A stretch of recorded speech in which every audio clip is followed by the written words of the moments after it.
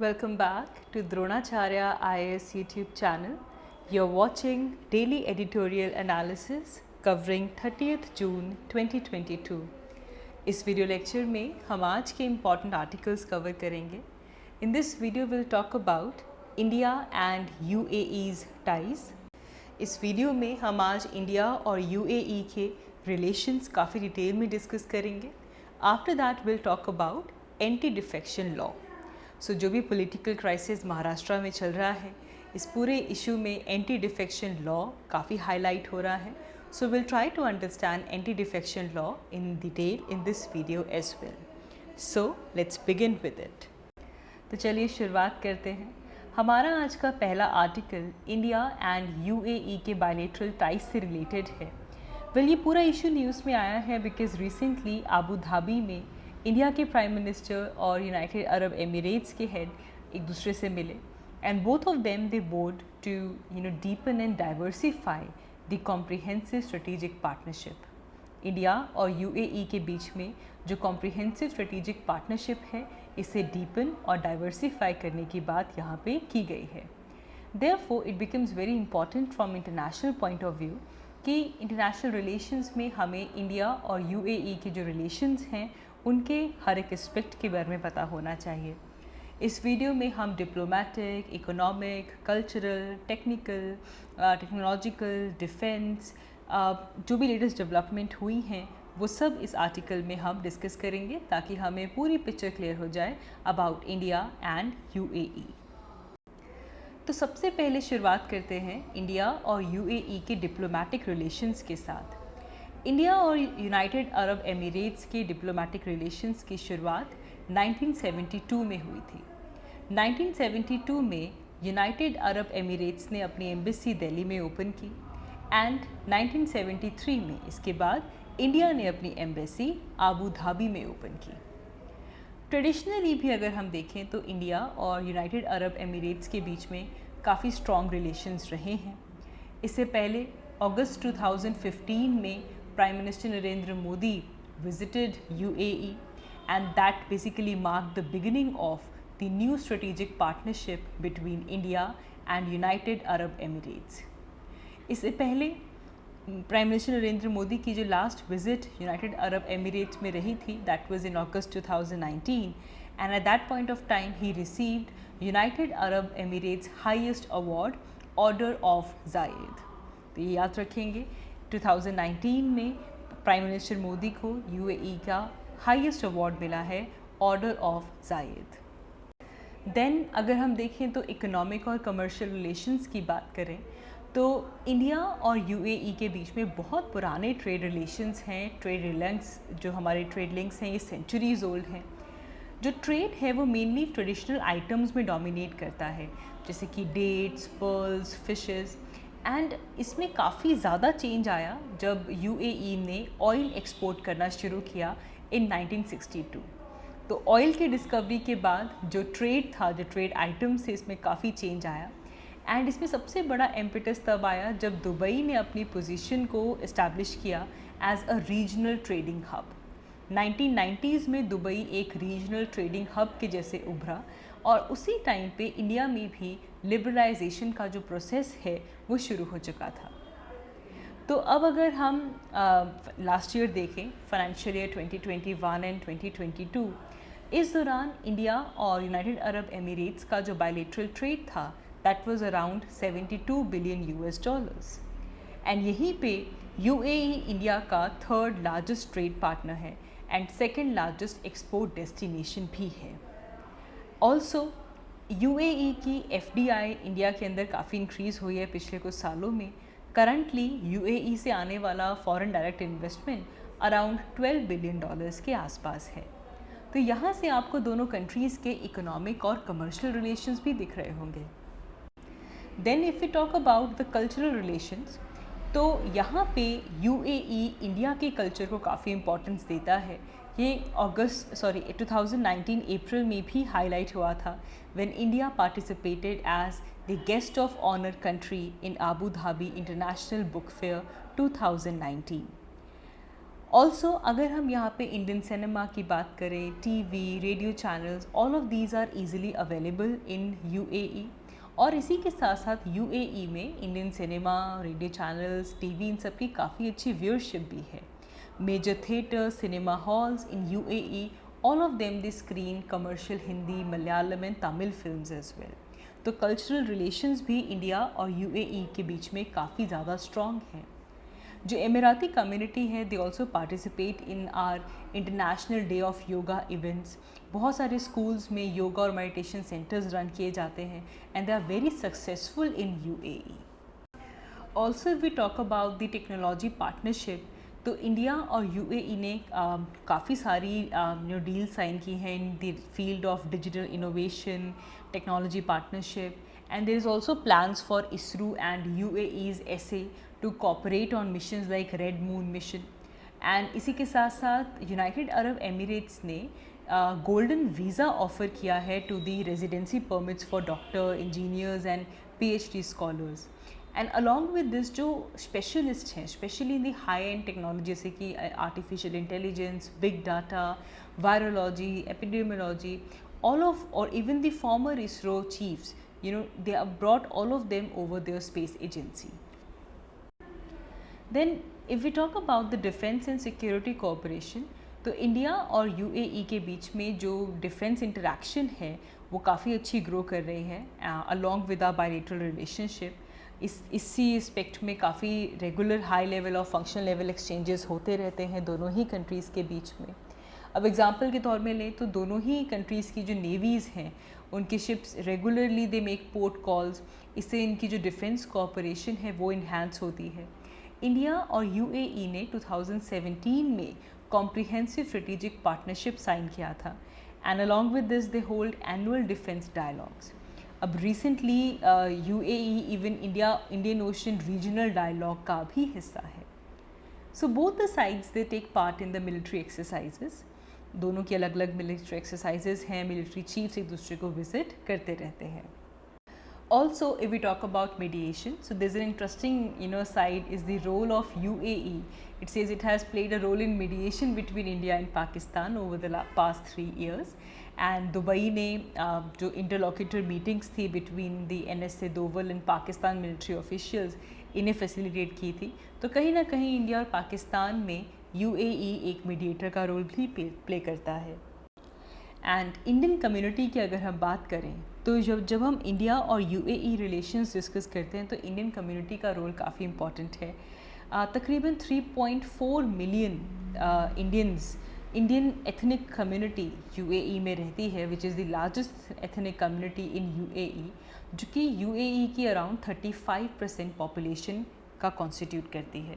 तो 35% यूएई की जो पॉपुलेशन है वो इंडियन एथनिक कम्युनिटी है। नाउ दोनों ही कंट्रीज़ के रिलेशंस में जो लेटेस्ट डेवलपमेंट हुई हैं ये पता होना चाहिए। अगर आप फरवरी मंथ की करंट अफेयर वीडियोस उठाकर देखेंगे तो you can see we have discussed that India and UAE they signed comprehensive economic partnership agreement. And यहाँ पे दोनों ही कंट्रीज़ ने काफ़ी एम्बिशियस और forward looking joint statements issue की थी, जिसका टाइटल था advancing the India and UAE comprehensive strategic partnership, new frontiers and new milestones. तो इस स्टेटमेंट में ही आप देख सकते हैं कि कितनी फॉरवर्ड लुकिंग, कितनी एम्बिशियस ये स्टेटमेंट है। तो इंडिया और यूएई के बीच में जो comprehensive economic partnership agreement sign हुआ था, it's a very significant milestone, क्योंकि इसे जस्ट 88 डेज़ के अंदर नेगोशिएट किया गया, फाइनलाइज किया गया। और इस एग्रीमेंट का मेन एम है कि हमारा जो बायलैटरल रिलेशंस हैं, हमारे जो बायलैटरल ट्रेड है, उसे $60 बिलियन से बढ़ाकर $100 बिलियन तक पहुंचाना है in the next 5 years. And this comprehensive economic partnership agreement, it came into force on May 1st and already इससे 97% जो टैरिफ लाइंस हैं उनका मार्केट एक्सेस मिल चुका है। 99% इंडिया का जो एक्सपोर्ट है वो यूएई तक पहुंच रहा है with preferential market access. Also यहाँ पे अगर हम Dubai based DP world and India's national skill development council की बात करें तो दोनों ने ही एक एग्रीमेंट भी साइन किया है to set up the skill India centre in Varanasi. यहाँ पे जो लोकल यूथ है उसे लॉजिस्टिक्स, पोर्ट ऑपरेशन, एंड जो बाकी अलाइड एरियाज़ हैं इन सब में ट्रेन किया जाएगा, ताकि जो ओवरसी एम्प्लॉयमेंट है वो यहाँ से थोड़ा और इंक्रीज़ हो सके. Along with this, government has approved a proposal of signing a bilateral memorandum of understanding between India and UAE. ये जो MOU है ये इंडस्ट्रीज़ और जो एडवांस टेक्नोलॉजीज़ की फील्ड में साइन किया गया है. इस MOU में म्यूचुअल बेनिफिशियल बेसिस के ऊपर जो सप्लाई चेन रेजिलियंस है इंडस्ट्रीज़ की, इसे स्ट्रेंथन अप किया जाएगा. रिन्यूएबल और एनर्जी एफिशिएंसी की तरफ काम किया जाएगा. हेल्थ एंड लाइफ साइंसेज के ऊपर फोकस किया जाएगा. Space system, artificial intelligence, standardization, metrology, conformity assessment, accreditation and हलाल सर्टिफिकेशन, इन सब के ऊपर ध्यान दिया जाएगा. Now, if we talk about the issues or the challenges of India and UAE's relation, तो सबसे पहले तो रिसेंटली जो प्रॉफिट मोहम्मद के ऊपर जो कमेंट्स आए थे बाय नूपुर शर्मा एंड नवीन कुमार जिंदल, इससे थोड़ी सी टर्बुलेंस दोनों के रिलेशंस में क्रिएट हुई थी. इसके अलावा इंडिया और ईरान और इवन अगर हम यहाँ पे येमेन का रोल देखें, ये और यूएई की जो चाइना के साथ रिलेशंस हैं, ये जो बैलेंसिंग जियोपॉलिटिक्स चल रही है, ये एक बड़ा चैलेंज है. यूएई के साथ जब हम देखते हैं तो हमारे ईरान के साथ भी रिलेशंस हैं. इंडिया और यूएई की बात करते हैं तो यूएई के चाइना के साथ भी रिलेशंस हैं. तो ये जो बैलेंसिंग जियोपॉलिटिक्स है, this is an important challenge over here. Also UAE is an OPEC country, ये oil and petroleum export country है. And that is on the side of the debate. अब इंडिया जो है वो मेजर ऑयल कंज्यूमर है. अब India यहाँ पे बात कर रहा है कि जो ऑयल के प्राइसेस हैं उनके ऊपर कैप लगना चाहिए, एंड जिसे लेकर इवन दोनों ही ऑयल मिनिस्ट्रीज़ के बीच में काफ़ी हीटेड आर्ग्यूमेंट्स भी रहे हैं, बिकॉज एनर्जी प्राइसेस को लेकर एक ऐसा है जो कि एक्सपोर्टिंग कंट्री है और इंडिया इंपोर्टिंग कंट्री है, तो कहीं ना कहीं दोनों की पॉलिसीज़ एक दूसरे को रिवर्स कर जाती हैं. इंडिया और यूएई एक दूसरे के साथ नेगोशिएट कर रहे हैं with the air services agreement. ये भी थोड़ा सा चैलेंजिंग हो चुका है, बिकॉज यूएई वांट्स कि जो इंडिया में उनकी फ़्लाइट्स आ रही हैं वो इंक्रीज़ हो, डेस्टिनेशंस इंक्रीज़ हो, but India is continuing to cap these, क्योंकि हम हमारी जो इंडियन एयरलाइंस है उससे प्रोटेक्ट करना चाहते हैं. Along with this there's frequent flares कि जो इंडियंस हैं they are not granted citizenship in UAE, and इसी के साथ साथ इंडियन लेबर का जो ट्रीटमेंट वहाँ पे हो रहा है, that is a matter of concern for both the countries. And pandemic के दौरान जो लेबर थी in this gulf region, they had to return back to India, and जो रेमिटेंसेज हैं वो पिछले कुछ सालों में काफ़ी कम हुए हैं. ऑल्सो फॉर यूएई, इंडिया के अंदर माइनॉरिटीज़ की ट्रीटमेंट भी एक बड़ा इशू बन चुका है. After the citizenship amendment acts protest, जो हमारे पास सोशल मीडिया में जो कंट्रोवर्सीज़ हैं, हिजाब ban, all of these are some of the concerns. Even OIC ने कुछ इश्यूज़ बहुत स्ट्रांगली रेज़ किए थे. एंड सो ये कुछ माइनॉरिटीज़ का जो ट्रीटमेंट है, इसको लेकर भी एक बोन ऑफ कंटेंशन बनी रहती है. लीगल इश्यूज़ की हम बात करें तो पास्ट में जो फॉरेन इन्वेस्टमेंट इंडिया के अंदर आ रही थी वो लीगल प्रॉब्लम्स की वजह से डिक्रीज़ हुई है, because some checks and regulations are needed, because so that we have some better streamlining of a procedure, and इससे जो प्रॉब्लम्स हैं वो हम अवॉइड कर सकते हैं. तो यहाँ से हम देख सकते हैं कि अगर हम अरब वर्ल्ड की बात करें तो अरब वर्ल्ड में यूनाइटेड अरब एमिरेट्स इंडिया का क्लोजेस्ट पार्टनर है fortunately, and there is a lot of resilience in our bilateral relations as well, कि जो भी थोड़ा फ्लेयर्स अप्स होते हैं हम उसे विथस्टैंड कर लेते हैं. इंडिया और UAE they will continue to be the close partners in all these areas, and they are building on their close and friendly relations. इसी के साथ साथ जो हमारा historical people to people connect है वो भी यहाँ पे एक बहुत इंपॉर्टेंट रोल प्ले करता है. इंडिया और यूएई का काफ़ी स्ट्रॉन्ग एनर्जी पार्टनरशिप भी है, and that will also acquire a new dimension when we talk about renewable energy. So it will also take a sustained public diplomacy efforts to further improve the relations between India and United Arab Emirates. आगे बढ़ते हैं. हमारा next news article anti defection law के बारे में है. तो recently Maharashtra का जो पॉलिटिकल सिचुएशन है वहाँ से एंटी डिफेक्शन लॉ काफ़ी इम्पॉर्टेंट हो जाता है, एंड रिसेंटली द हिंदू में भी एंटी डिफेक्शन लॉ को लेकर ये आर्टिकल आया है, which was the anti-defection law, the political facts and the legal fiction. इस आर्टिकल में जो 10th शेड्यूल है जो कि एंटी डिफेक्शन लॉ से डील करता है, उसके चैलेंजेस को डिस्कस किया गया है and how the members are using them as a safeguard to facilitate defection. तो इस आर्टिकल की अगर हम इंपॉर्टेंस देखें तो देखो प्रीलिम्स पॉइंट ऑफ व्यू से तो डायरेक्टली इंपॉर्टेंट हो जाता है। You should know the schedule, 10th schedule क्या है, एंटी डिफेक्शन लॉ क्या है। मेंस पॉइंट ऑफ व्यू से भी 10th शेड्यूल की लीगैलिटी आपको क्लियर होनी चाहिए, डिसक्वालिफिकेशन का प्रोसेस क्या है and what are the remedies against the anti defection law, this should be clear to us. ना जब हम एंटी डिफेक्शन की बात करते हैं तो जो लेजिस्लेटर्स हैं they do this practice of changing political parties. जब तक उनकी टर्म अभी बची भी होती है वो इंडियन लेजिस्लेचर में despite of having the 10th schedule जो कि 1985 में इंसर्ट किया गया था, still the legislators they change their political parties.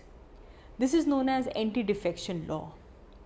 इस एंटी डिफेक्शन लॉ को इसलिए लेकर आए थे ताकि ये जो प्रैक्टिस है लेजिस्लेटर्स की वो अपनी पॉलिटिकल पार्टीज चेंज करते हैं when they are still in their term of office, इसे अरेस्ट किया जा सके, इसे रोका जा सके।